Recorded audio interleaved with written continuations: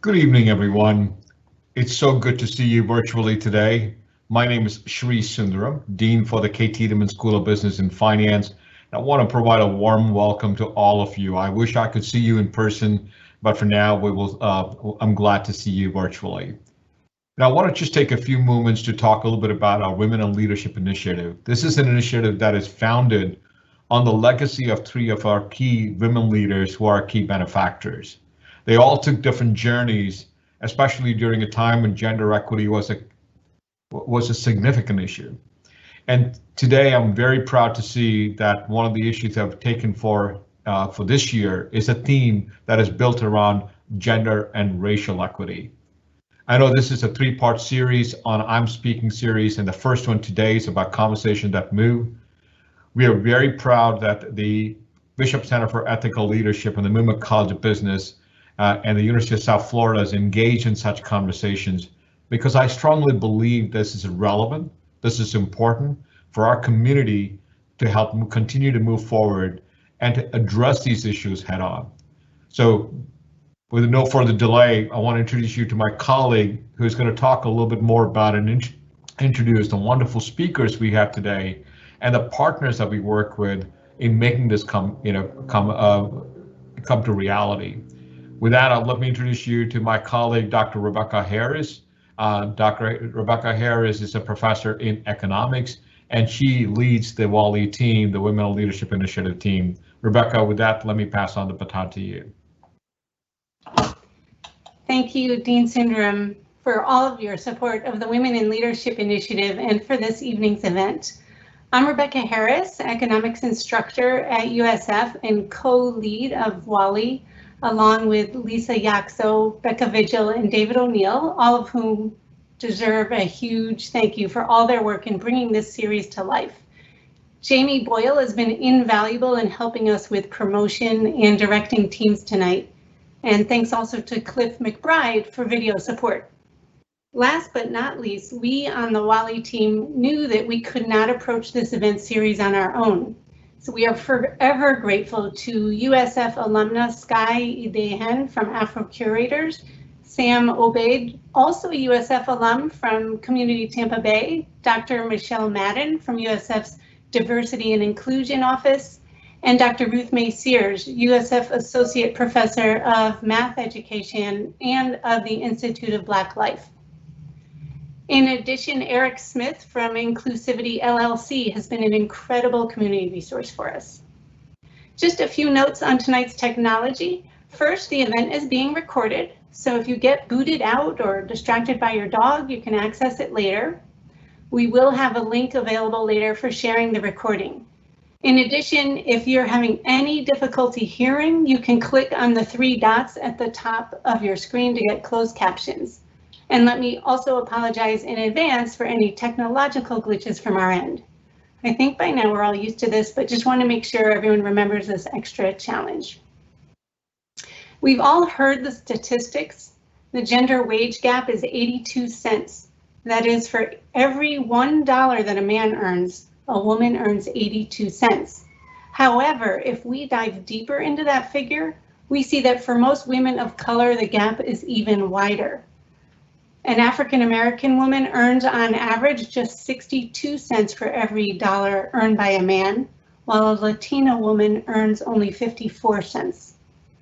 Now, those of us with privilege can easily talk about these statistics all day long, parsing out the whys and the wherefores of these numbers.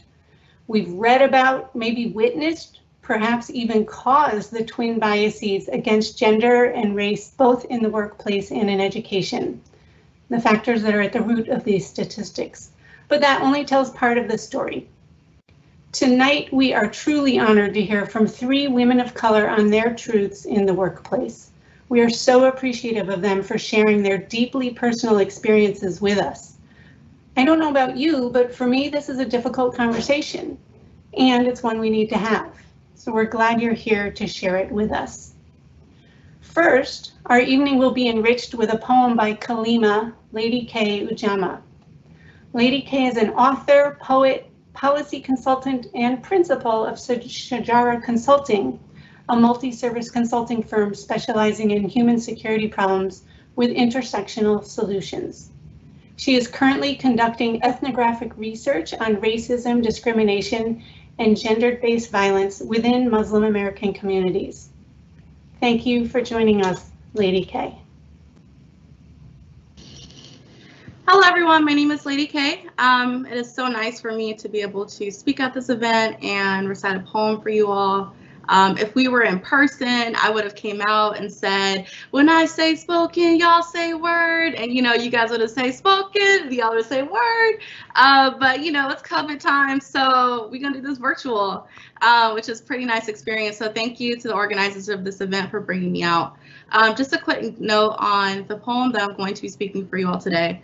I wrote it while policy debating at the University of Florida.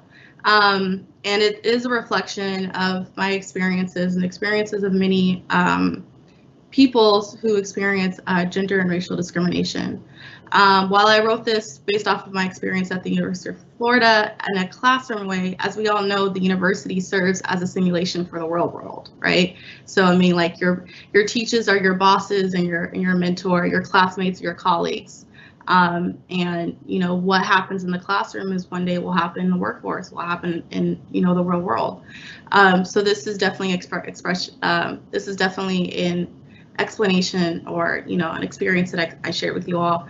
And my strategy when I went through this, the first thing that I had to learn was to breathe. So with that, I'm going to recite my poem.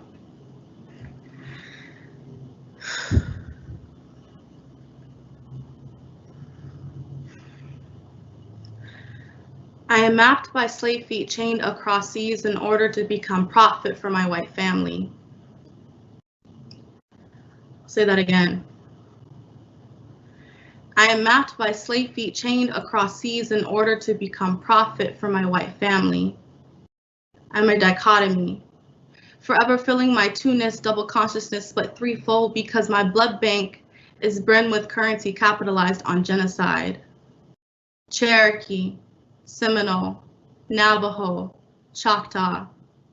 My tribes are dissolved and destitute without a map for me to follow home to. I am an orphan, amnesiac. For the story of where I come from, who I am began with King Cotton, commodifying my mothers on plantations for their sexual and medical experimentation. These white men dominated the Black womb to be the slave ship still churning, still feeding and profiteering the land until Black women became that land. A forest of giving trees right for reproductivity, our agency. We are Mohini's pathology. We breed criminology and debauchery, and we do not deserve justice protecting white women because our pain tolerance is too high and we deserve it. I am my forefathers, criminalized for just trying to make it, just trying to pick myself back up from the state terrorizing my family. Broken minds dive deep into that sunken place. I am their damaged state. I am my father. 15 years he still sits in prison as a slave captured. He has life with no parole, no rights, no control. And my papa's tragedy is the white girl in my class's fantasy of hashtag stay woke, because she can quote Netflix 13. She doesn't know that there are no handouts for acknowledging what is right and what is wrong. There is no redemption towel left for her white savior's complex that can soothe her white tears, just as there is no reparations to soothe my native and Black tears. There is only fear that racism will colorblind my white kin to deny 10 million colors counted because I just don't see color. You know, I just don't really recognize your skin color. That's what they say. And the more I learn about my family tree, my native and Black and white history, the more I am failing, trapped into the academic Blackness, and it hurts so bad. Pains me more than white people who sit next to me with glazed eyes, white people who had did me wrong, did my people wrong, and claim that they can fix me, fix my disparities, my health, my hoods, my anatomy. I am a diaspora. I am stolen land. I am burnt Black Wall Street. I am the tears of the Cherokee. I am lost traditions and tongues forced to never speak. I am depressed. I am anxious. I am learning how to breathe.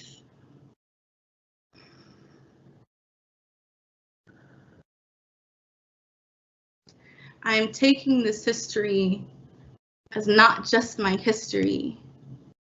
I am walking the earth in search of my own humanity. And I find it stitched beneath different shades of skin fanned out beneath one sun.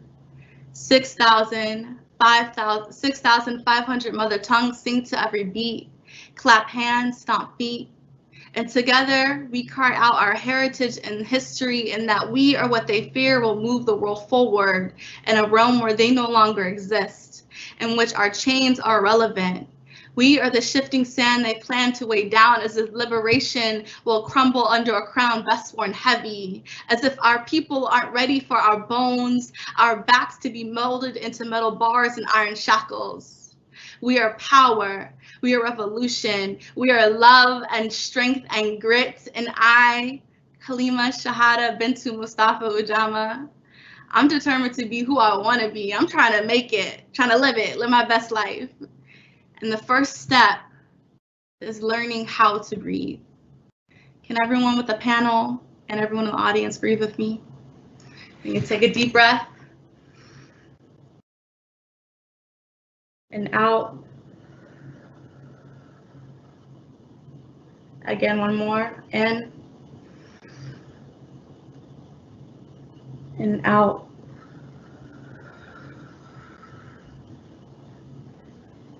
Thank you. And with that, we open up this lovely panel.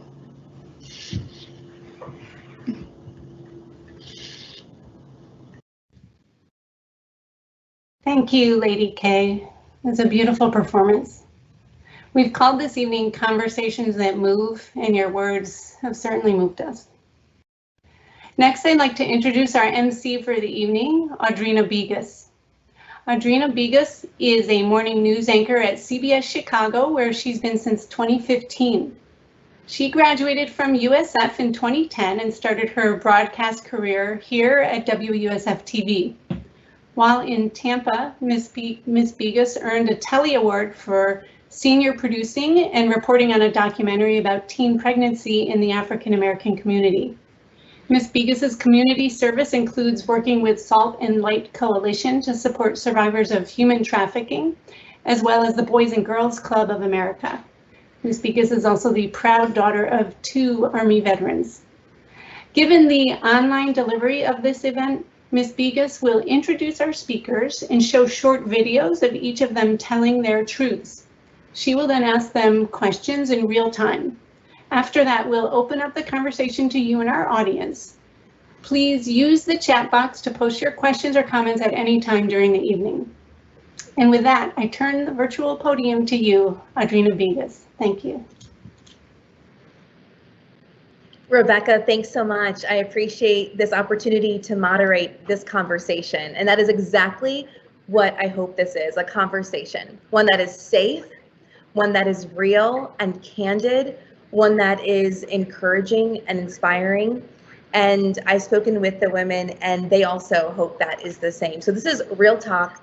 I'm speaking. It's conversations that I really do hope move you. And so to begin, we are going to get right into it with videos of each of the women that we're going to hear from, and they are amazing in their own right and successful in their own right. And I'm excited to hear and for you to hear their stories, their testimonies. I believe there's so much power in our personal stories. So with that, the first woman we're going to hear from is Sherelle Sampson. She did what I call fly the coop, going from climbing the corporate ladder to flying that coop to entrepreneurship. And now she has a global brand, which we just heard is now launched in some major stores and corporations. And she is the founder and CEO of Canby, which focuses on scalp care and health. So with that, we're going to hear from Sherelle.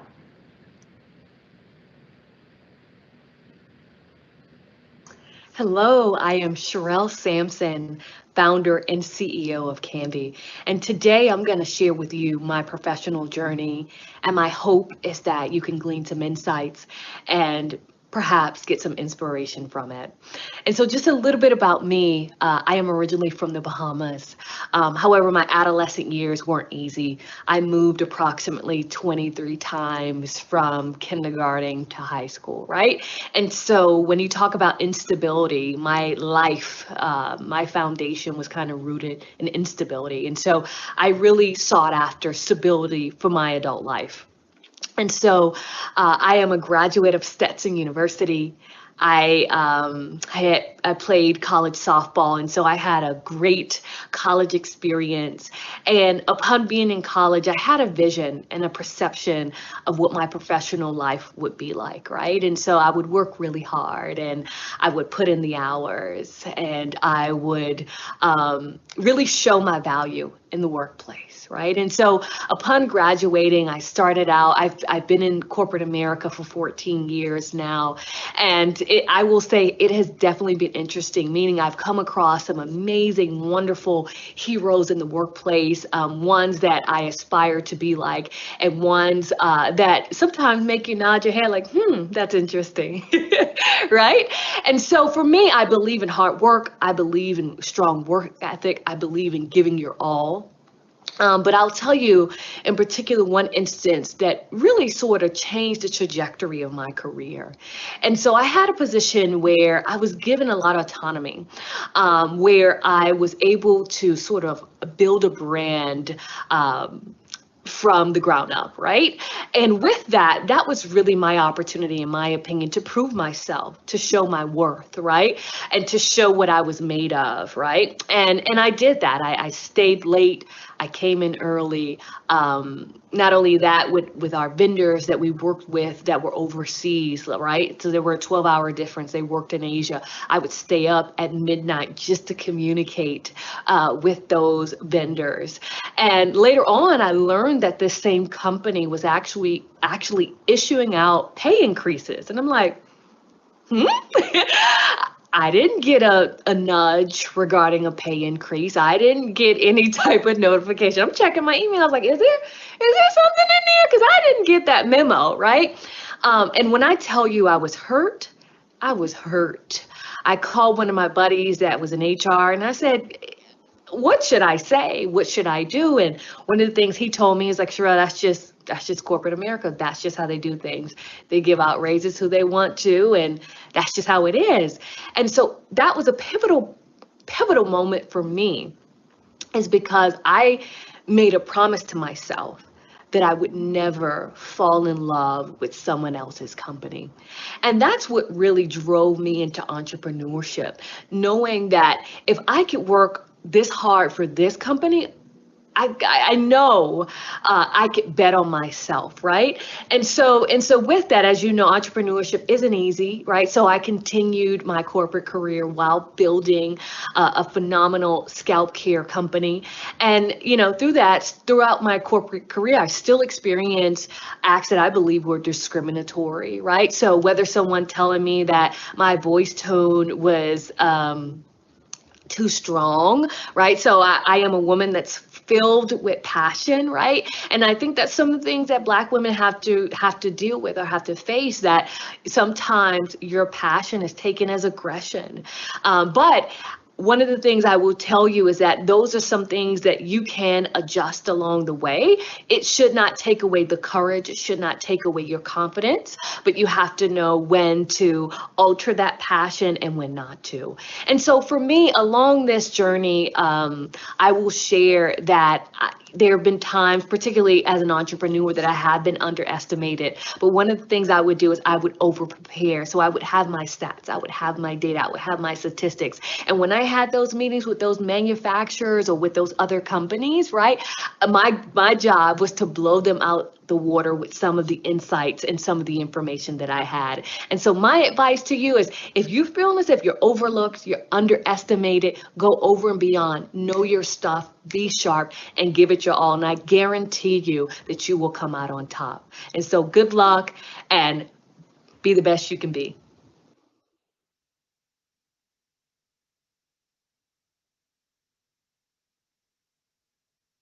Amazing words from a powerhouse in business, and so excited to have more discussion with Sherelle later.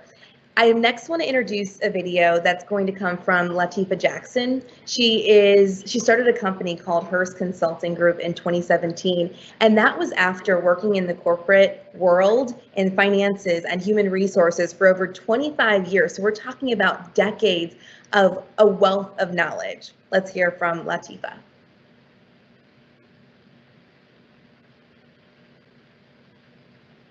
And my first aha moment is when I recognized that I had a gift, right? Because every time that a new employee would be hired in my particular unit, I was the go-to person when it came down to training and development and coaching for the longevity of their career until they got to a point where they were able to do the job on their own. And so after about a year of that, I noticed that the same individuals that I was training were being elevated into management positions. And I remember approaching management and questioning that, why is that? If I'm strong enough and smart enough to train your new hires, I'm not understanding why these individuals who have not been here as long as I have are being promoted into higher level positions. And so the feedback that I received at that point is because you're brilliant, but you're not formally educated. So I fixed that, and I wrote a proposal to my director at the time.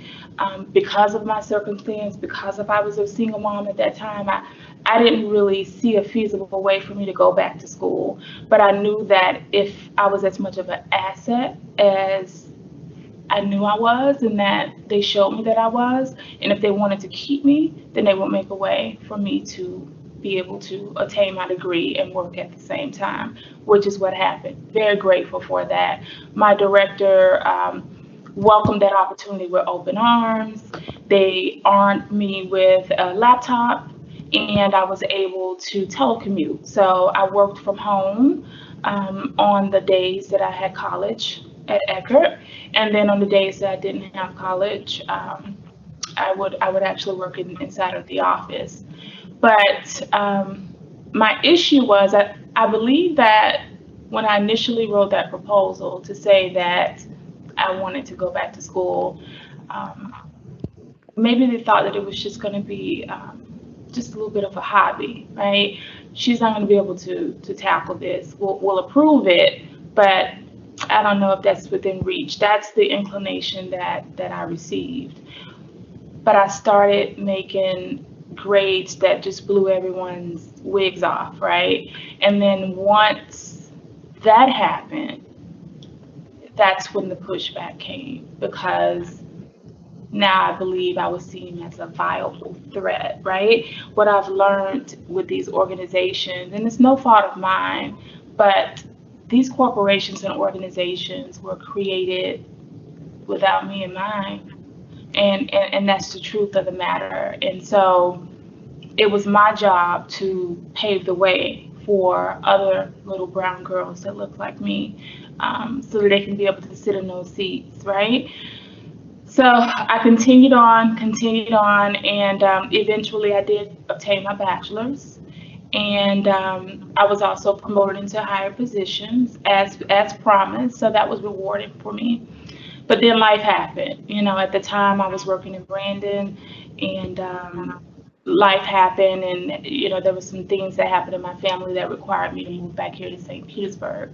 So that's what I did. I had to leave that particular job, and I attained a position with another great company in the area.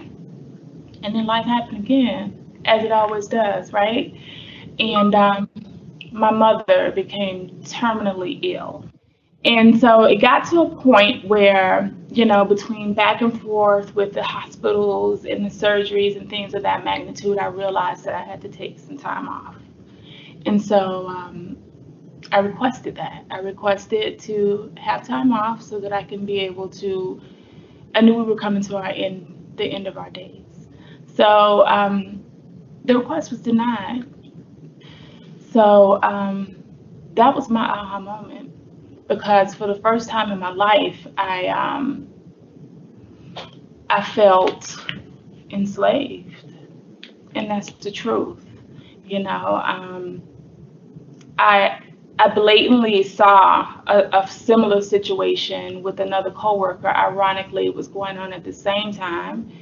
And my position at the time, it was a very high level, very high exposure position. So I knew that my departure during that block of time would have definitely caused a bit of a disruption on the project that I was working on. And so because of the magnitude of that project, I constantly had conversations with upper level management because of the exposure. And I noticed one day during the times that I was going to the boardroom, it was a particular manager who, you know, I was used to seeing her often, and I didn't. And I remember asking one of the other managers at the time, or the directors at the time, is, you know, I'm just going to arbitrarily say her name, you know, Brenda, you know, how is she? You know, I haven't seen her in a while. Is everything okay? And she said to me, her mom is sick. Her mom is really sick, and I couldn't sleep at night if I required her to be here when her mom is you know, on her last days, or you know, at a point in her life where we don't know what's going to happen. And so that moment came back to me, because you can't sleep at night because of her, but you can sleep at night knowing that I'm leaving my mom in ICU and providing presentations and all types of high exposure things. So, so what happened is I eventually, after I elevated the situation, I eventually was approved for that time off. So I spent 14 days with my mom during that approval period, and 5 days later she passed. And so for me, that was my second aha moment, right? That was my second aha moment, because I promised myself that I would never put myself in a position where I had to ask permission to be with someone that I loved. And that's how Hearst Consulting Group became started. I lean on those greats that came before me, and I look at how they handle inequality, and I had a choice. It could have either broken me or it could have built me up. And so I decided to take a page from the books of the MLKs, the Harriet Tubmans, the Rosa Parks, the Coretta Scott Kings. I took a page from their book, and they fought back with love. They fought back with becoming a better version of themselves. They didn't fight back with bitterness. They didn't fight back with hate. They chose the latter. So that's what I want my message to be. I want you to know that you're looking at a woman who is strong, who is powerful, who, no matter what life may bring my way, I'm going to find a way to make lemons out of lemonade. And so that's the message that I want to give with this story, that, yeah, you're definitely going to reach some obstacles in life. And unfortunately, until this world decides to make some changes and we start to embrace each other for who we are and love each other for who we are and recognize that at the end of the day, we really aren't different, that we're really whole as a humanity, then that's when we start to grow. That's when change starts to happen. And that's when you can start to pursue your dreams.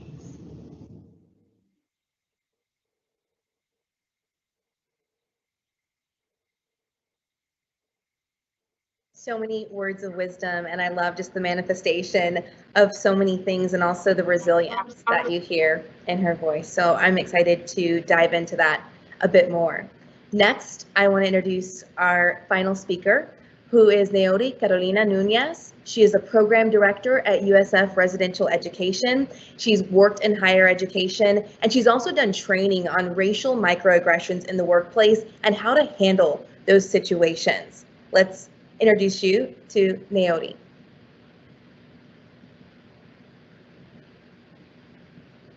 Hi everyone, thank you for listening to my story.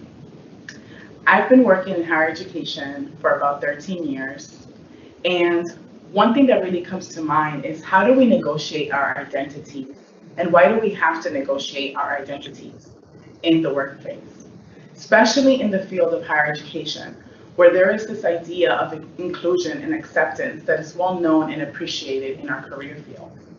However, what happens when we actually face marginalization or oppression or discrimination, not only in the workplace, but with members of our own cultural identities? And that is what I want to talk about today. So my story starts in a leadership team meeting where most of everyone in that space has a pretty good working and trusting relationship. Most of us, including myself, hold leadership positions in the department, such as associate directors or program directors. So there's an unspoken sense of respect that happens in that meeting. However, on this particular day, while I was giving an important report regarding my role in the department, as you can see, as a Latina, I tend to use my hands a lot. And on this day, I was sharing a story and providing my report in a very comfortable and confident way, when I saw a colleague who is also of Latino descent smirking and distracting me as he texted and laughed with someone in the department, sitting in the same space. I politely stopped what I was sharing and asked if there was anything that I needed to follow up on and answer, because he was distracting me. To my surprise, his response was very candid, and he simply said, "I'm actually really distracted by you. I'm watching your hands and hoping you don't poke someone's eye out with your nails." Yes, he said that. And at that time, everyone just started laughing. The room exploded with laughter, and it seemed to be this humorous experience for everyone else but me. Because what I felt was that my identity as a Latina, the way that I speak with my hands, the fact that I do like to have my nails done, seemed to be a sense of discomfort for others in the room. Others that maybe lack the cultural context of why I choose to carry myself in this way, and what aspects of my culture and family inform the way that I speak. So after I composed myself, maybe 30 seconds later, I told my colleague and everyone else in the room that his statement was actually a racial microaggression. And I also invited everyone in the room to explore with me what that meant, and I offered to teach folk about racial microaggressions. Of course, no one took me up on the offer. Of course, the tone shifted. Of course, what occurred was I became angry and maybe inconvenienced them for not allowing my cultural identity to be the center of their humor. How did that story and that experience transform my career? This is what I really want to drive home. After the situation occurred, I was well aware of my position in the department and knew that I had some power to actually bring this to human resources. Unfortunately, human resources wasn't that helpful. They simply asked me what they could do to make me more comfortable around this individual and asked what would be a happy outcome. The HR rep actually suggested that if I wasn't that comfortable working there or with his behavior, that I could simply request to be moved to a different unit at the university where I would be more comfortable. Something that I found totally unacceptable, given that when this occurred, I had been employed by this department and successfully meeting the expectations of my job for 4 years.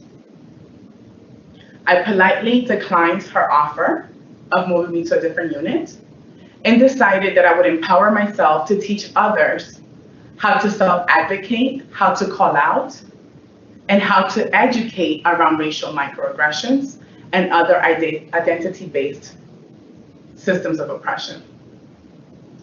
So consequent to that interaction, I developed a training module. The title of the training is pretty well, I would say, it fits the story.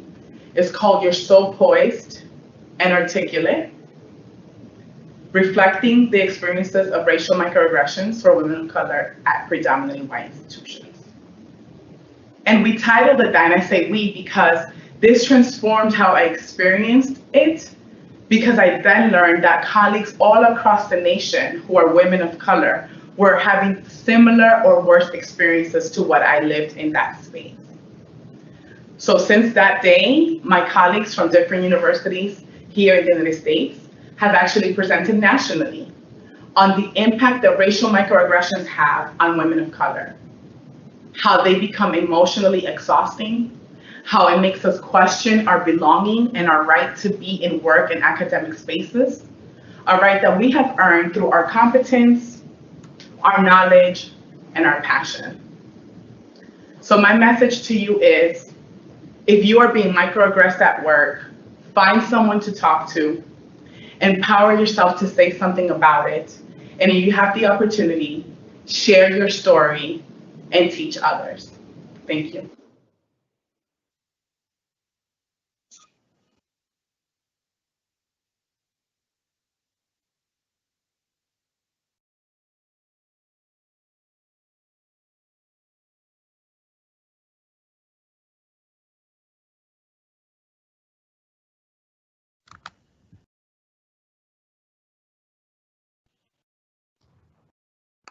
Audrina, you're muted.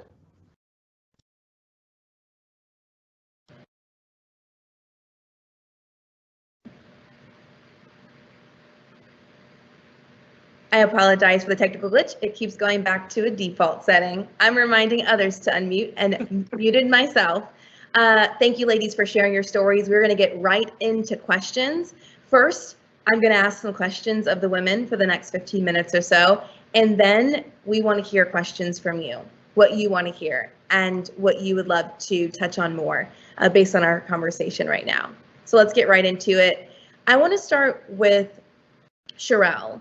And that's because you've worked in the corporate setting and in the entrepreneurial space.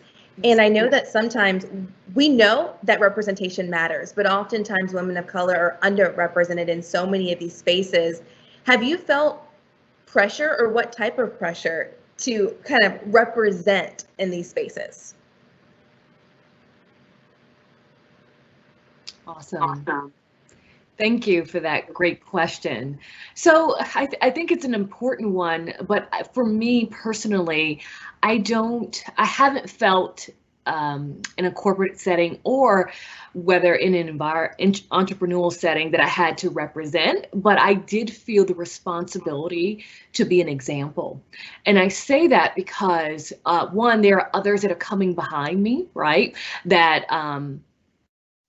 want that future opportunity. And then two, there's so many stereotypes as it pertains to women entrepreneurs or Black entrepreneurs or young entrepreneurs, right? And so I do feel as if there is a responsibility to make sure that I am prepared, make sure that I am professional, and make sure I put my best foot forward. So if that is the pressure, I put that pressure on myself, and I take that day in and out.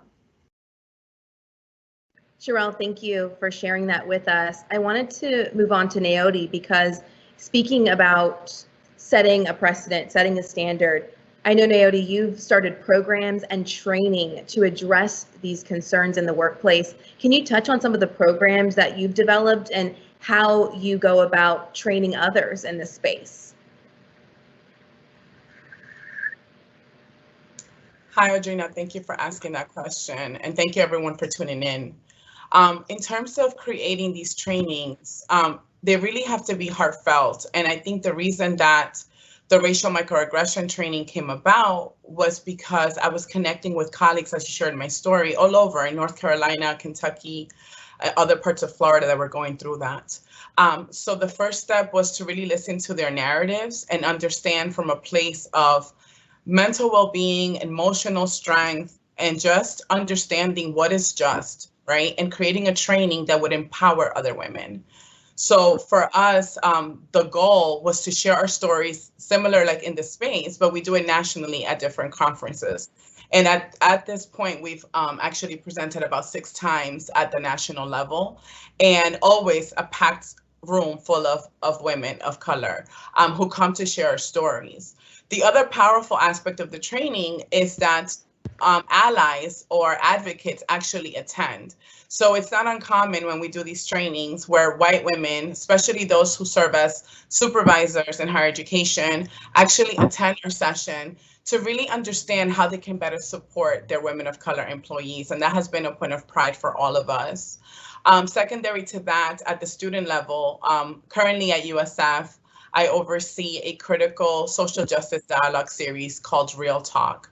And it's really a platform for us to unpack social justice terms, themes, ideas, and really prompt students to think from a place of intellectual capacity, but also from a place of action and empowerment on how to educate peers, how to navigate higher education as a person of color, and how to connect with faculty to continue to share this very important message and educate others.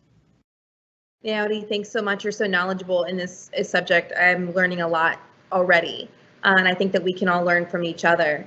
Latifa, I'd love to piggyback on that a little bit when we talk about double standards or microaggressions, things that you've experienced. You worked in the corporate world for 25 years. So I'm sure that you faced so many situations where you've had to maybe address something head on. Can you, if you feel comfortable, tell us about what you face when it comes to double standards or really being felt like you're treated differently? Well, when it comes to double standards, I mean, being a woman of color, oftentimes it's like you have a seat at the table, but you don't have a voice, right? So I've always had to work twice as hard to get half as far as my colleagues. So that's one of the largest double standards that I've seen myself had to overcome. You know, things of that magnitude, just overcoming different issues within the workplace that were and barriers that were placed there for me not to be able to be promoted and achieve different positions. So yes. And Latifa, thank you for sharing that with us. Sherelle, can you piggyback on that a little bit? I'd love to hear from you. You also worked in the corporate world, transition into running your own business. What have you faced as far as whether that's that double standard or having to work more, microaggressions? Can you share any of your personal experience with us? Absolutely. So I think for me, it's been interesting. For me, my career was kind of interesting because I worked for software enterprise company where I was surrounded by all men, and they were founded in Boston. So that means they were rugged, not to stereotype people from Boston, but they were rough, right? In terms of the culture, etc. And so I came from a raw culture of get it done, straight to the point, be very just be very direct, right, with your communication. And then when I later transitioned to another organization, it was the complete opposite. And I really struggled because where I came from, this environment of all men, I was the only woman, I was the only Black woman. I then was in this environment of like kumbaya, and I didn't know how to balance that culture where I was oftentimes maybe the roughest one in the room or the toughest one in the room or getting my point out directly. And people would come to me and say, man, your tone is a little off. Or they would say, you know, you're very like direct, you're very blunt. And so I say that to say, sometimes, in my opinion, I don't feel as if you're being discriminated against all the time. Sometimes I feel as if you have to adjust to the culture of the company, right? And so I could have taken that very blunt approach with this new company and not learn the culture in terms of how people work, how they communicate, how groups communicate. And then ultimately it wouldn't have been a quote unquote great fit for me. But what that did is really challenge me as a professional. It challenged me as a woman to take some of that feedback where my tone wasn't right, or sometimes, and this is the part that I did disagree on, that my passion was aggressive, right? And so I believe that yes, you must have passion, but also you must be able to read the room. And you sometimes have to temper that, or sometimes you can just be boastful based on the culture that you're in. And so I think that's important to note that, yes, there are times where you're going to receive feedback, but there's also times where you need to understand the culture dynamics in which you survive and which you live in terms of your work environment. And so I think that's very important. And so that would be my perspective. I absolutely agree. That is so important as we navigate these different situations, whether that's virtually, whether that's in our workspaces. And our workspaces look different now, right? Mm-hmm. They may not be in person. Our workspaces may be virtually, but we're still seeing some of the same things happening virtually.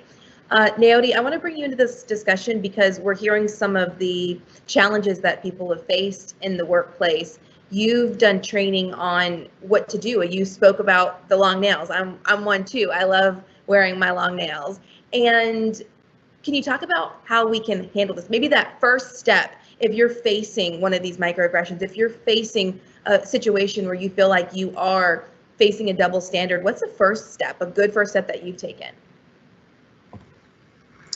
Thank you, Audrina. I would say the first step is recognize your value.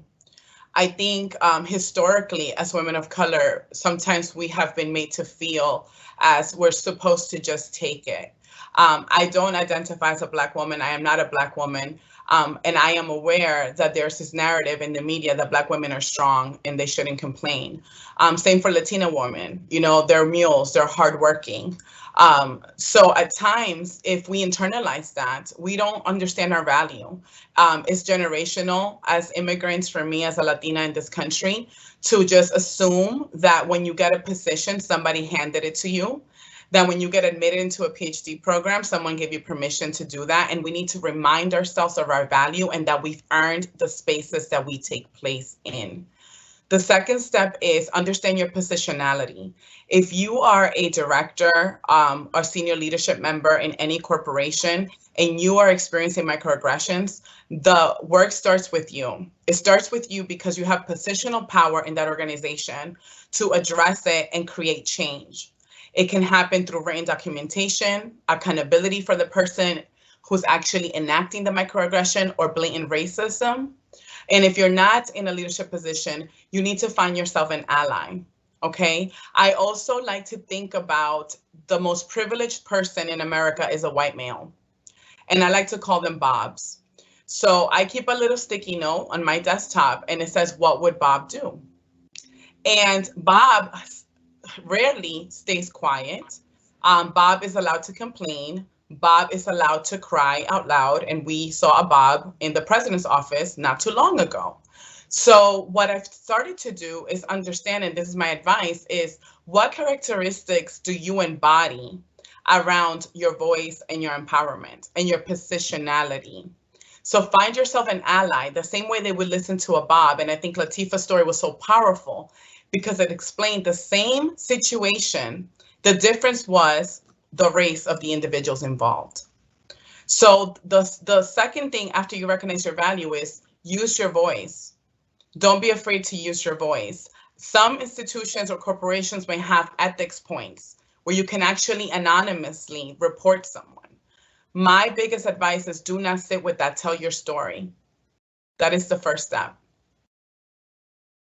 Naori, thank you so much. Recognizing your value and your voice, that's such valuable information. I really appreciate that. It's so tangible right now.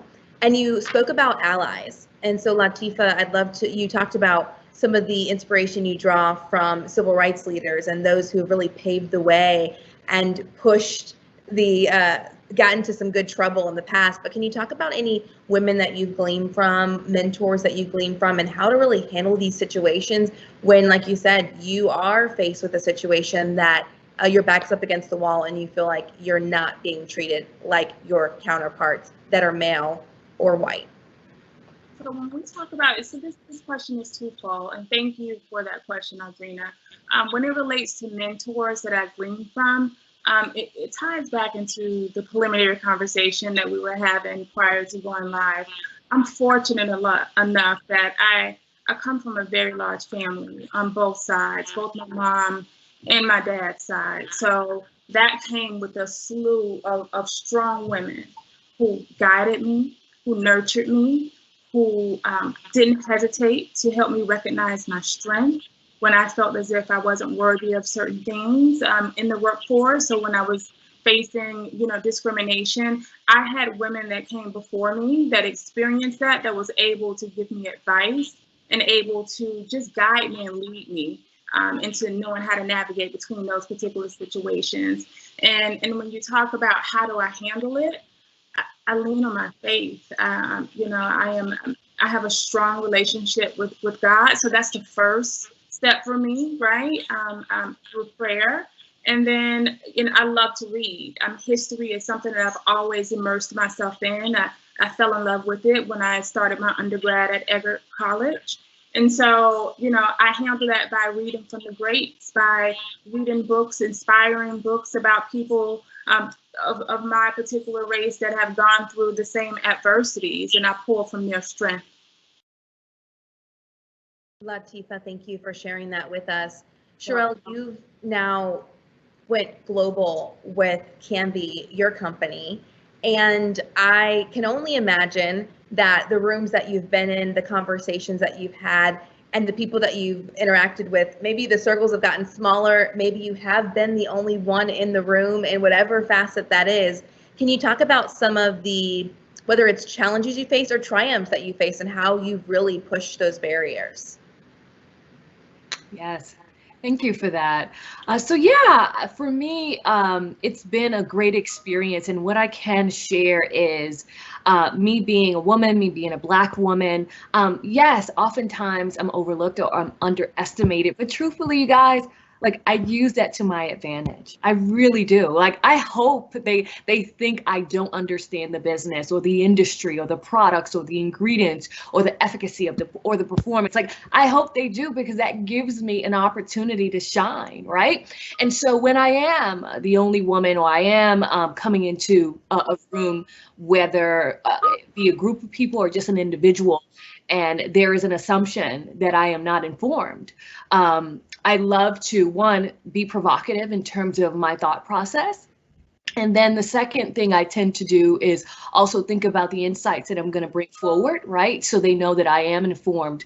And then the last thing is bring my passion, right? Show that I'm extremely passionate about it. And so to your point, Audrina, I just make sure that from beginning to the meeting, whether to the end of the meeting, that I put 120% in making sure that I'm giving my best and I'm doing everything that I think I can to, whether it's get that deal, whether it's inform them about a particular product or service that we offer, or just tell them about our brand. And so for me, I really think it's an advantage at times. And I want everyone to know that you can use it to your advantage. Ladies, thank you so much for sharing. I really would love to pivot right now to questions from the audience, because we really are here for you, and ourselves and you collectively. So let's get right into some questions. I have them here, and I'd love to start. I know, ladies, you can see some of them as well, but I'd love to start with the most recent, which is, do you think there are practical steps and solutions, and I'm going to direct this to Naori, do you think there are practical steps and solutions that leadership in corporate America can take to tackle the barriers women of color face in the workplace? Do you think that diversity and inclusion programs do enough to initiate change towards equity? So what can they do? Thank you, Audrina. My first response, I don't think that those programs do enough. When we have to tackle systems of oppression, we have to focus on policy.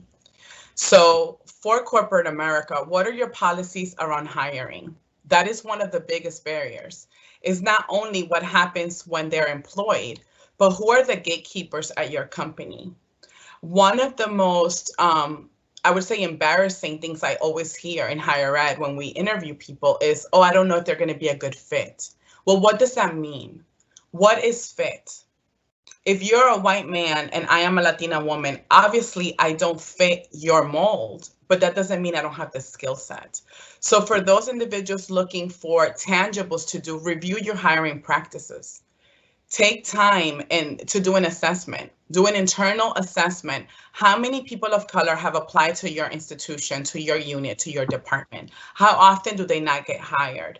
What were their qualifications? If you have qualitative assessments where people actually wrote in as part of their interview, what was the feedback? And it will not surprise you to see that at the end of the day, the hiring really came down to personal bias, okay? And I'm not saying that that's rooted in racism overall or overt racism. What it's rooted in is this human nature to fear what we don't know, human nature to not understand difference, and human nature to be more comfortable with who looks like us, who speaks like us, who dresses like us. So the first step is look at your hiring practices. How equitable is your leave, like Latifa was sharing earlier? How equitable is the ability, do you have a dress code? We often don't think about how marginalizing a dress code could be. We don't know the socioeconomic status of our team. And we have people asking, you have to wear a tie every single day if a man can't afford one. A woman must be in a suit and a dress. I worked at a different institution where the director implied all women should be wearing clothing from White House Black Market. If you've ever shopped at that store as a woman, one, as a bigger woman, I can't fit anything there. And if you're making less than $50,000 a year, you can't shop anything there. So what are the dress codes, the policies and expectations of your unit? Are they equitable and are they culturally sensitive? That would be my suggestion. I think those are all so viable. I know as a woman in media, I've had to face so many of these in the entertainment industry, especially, you know, saying, your hair looks distracting. We're not going to go with that. There's so many things that we hear, and we have to sometimes internalize them until we get to a space where we can speak and work against these things. Let's get to the next question. I'm going to go to Sherelle for this one. After these experiences that we've talked about here, whether that's facing a microaggression in the workplace, whether that's being discriminated against in the workplace, how do you go back to work the next day? How do you see others, specifically those who were involved in this, because the atmosphere, it may have shifted? Mm-hmm. Yes, that's a good one.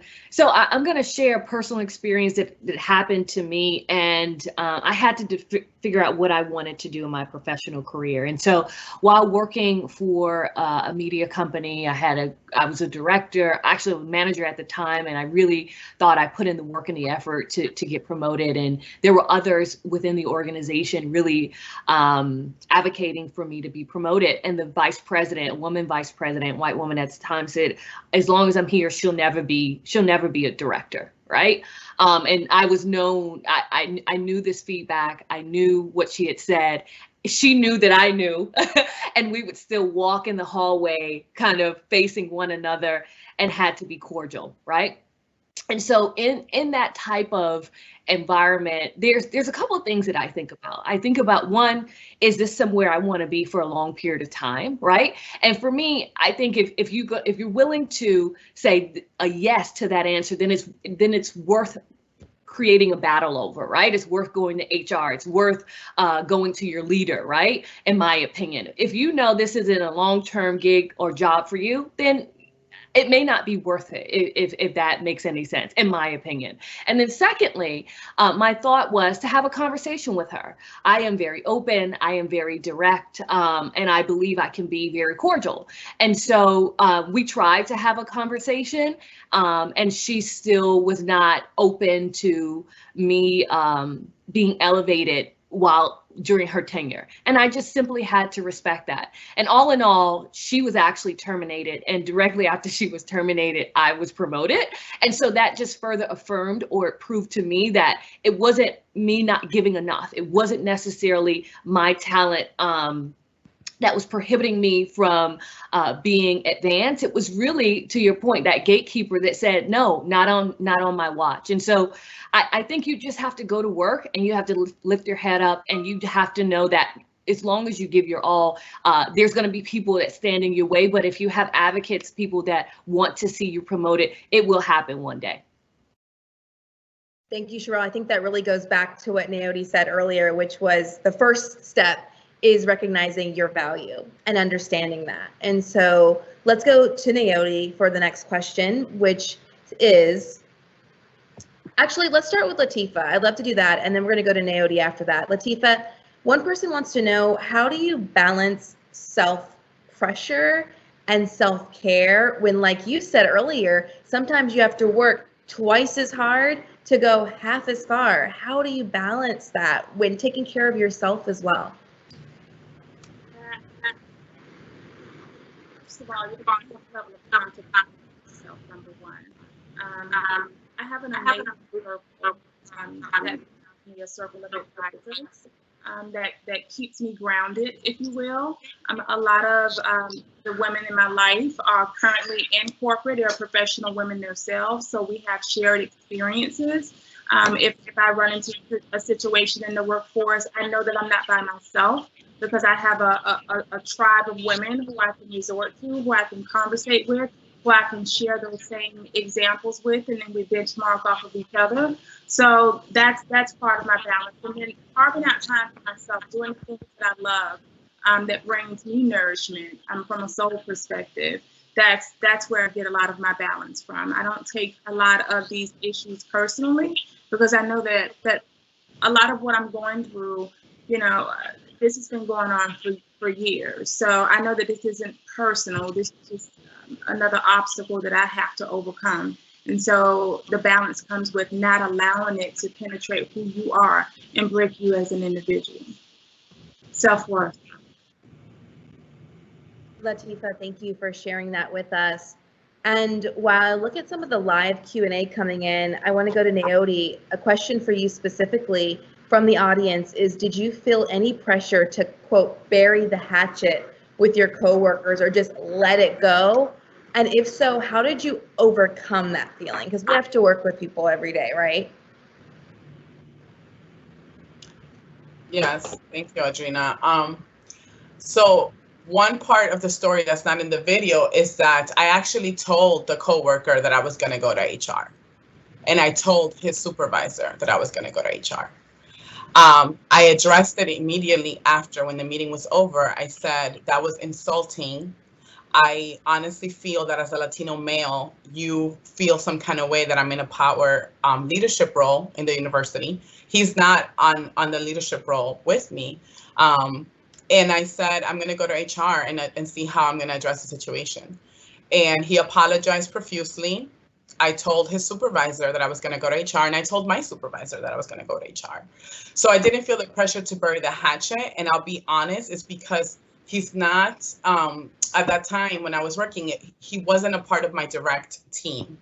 Okay. In situations where you might experience this from a direct supervisor, that's where racism and racial microaggressions become emotionally exhausting, because it's very difficult to have to bury the hatchet and you report to this person every single time. But in that particular situation, I didn't feel the need to. I self-advocated. I told my supervisor I didn't have the emotional capacity to attend those meetings until I could lessen the tension. I provided my report to her to give, and I explained to her, while we were in that space, no one supported me. So you can share widely why I'm not there if you choose to, but I'm not going to put myself in a place of emotional and psychological harm.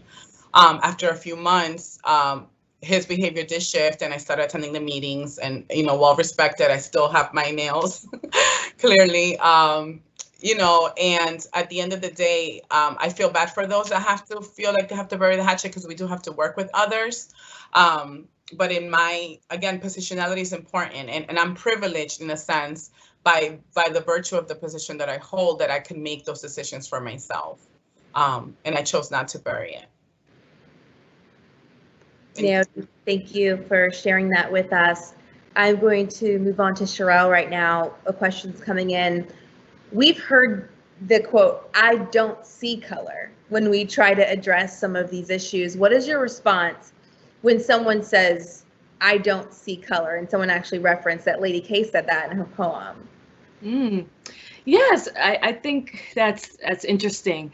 I'll share a personal perspective, and then I'll switch back to corporate. So I'm originally from Nassau, Bahamas, and I think we have to respect that different people see different things. So, for example, 95% of the population in the country where I come from is Black. Right. And so I didn't grow up to a degree where it's all about the white man. Right. It was Black people surrounded by Black people, whether they were good, bad, or indifferent. Right.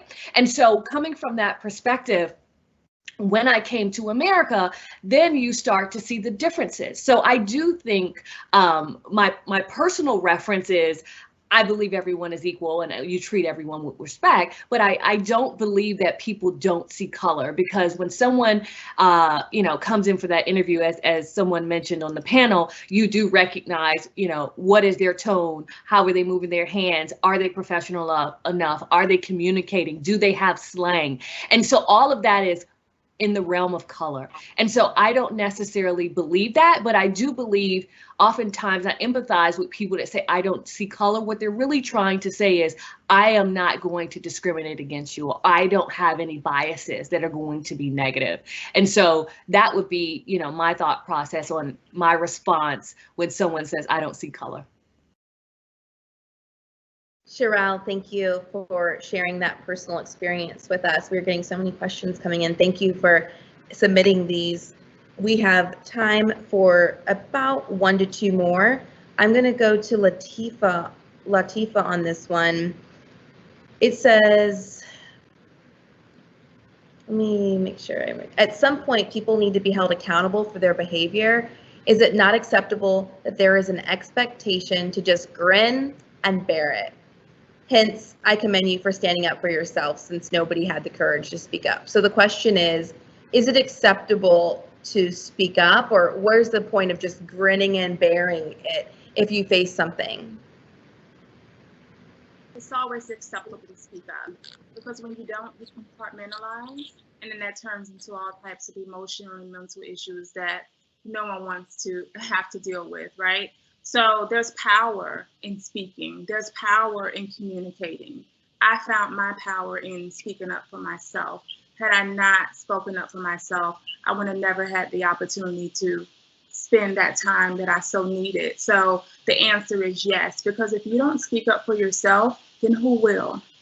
So you have to own your voice. You have to be vocal. because, and one thing that I realized as well is that I understand that it's just not about me. I understand that there's a host of little girls that look like me, that are in college, that are studying, that want to get into the business world. And my message to them is just like, you know, being quiet is not acceptable. I mean, change is created through dialogue, which is exactly what we're doing right now. So that's how I'll address that situation. Latifa, thank you. And thank you to everyone for your questions. Thank you for the women who are on this discussion. Thank you for sharing your stories with us, your wealth of knowledge. We hope that this encouraged you, that inspired you, that you realize that you do have allies and women who you can reach out to as you navigate the situations in your workplace. Becca, I'm going to turn it over to you. Wow, thank you all truly for bringing these experiences to the foreground tonight. Speaking from my personal experience, what I heard tonight is helping me create a closer connection to some of your stories and some of the things that you've experienced. And it has truly filled my energetic cup to continue working in solidarity with the women that I'm collaborating with now and hope to collaborate with in the future. I'm Becca Vigil, and I am working with the Bishop Center for Ethical Leadership. I have the pleasure of closing out our time together this evening. First of all, we are so grateful to the speakers and to everybody who is on this event with us tonight and anybody who is going to be watching in the future. We know that the effort to create workplaces that are anti-racist and making an effort towards gender equity is ongoing.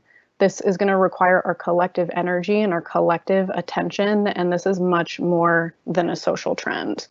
So as we wrap up here tonight, we invite you all to take a few minutes after our time together to journal and reflect on some of the feelings and the thoughts that might have come up for you this evening.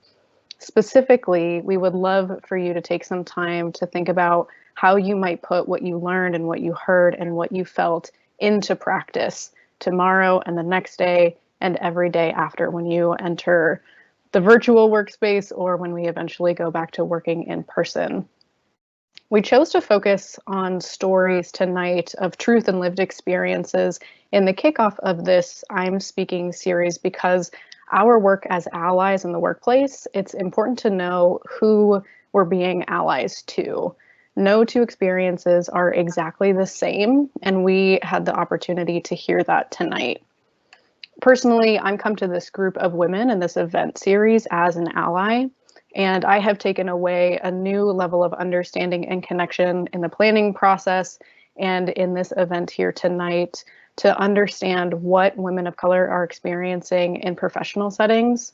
I also heard how important it is to consider how my power and my privilege manifests in different industries and in different life stages and what I can do to be a good ally. So, where do we go from here? In our next event, Conversations That Move, we have curated a panel of speakers who are out in the community doing great work to achieve equity. Anti-racism requires an ecosystem of change, and people like Gypsy Gallardo from One Community and Hilary Van Dyke from Green Book of Tampa Bay are leading the way. In our conversations with one of our co-creators, USF alumna and founder Sky Idehen, they'll discuss how to initiate and sustain positive change through partnership, and this event will be full of best practices, tangible nuggets of information and advice, and we hope that you can join us.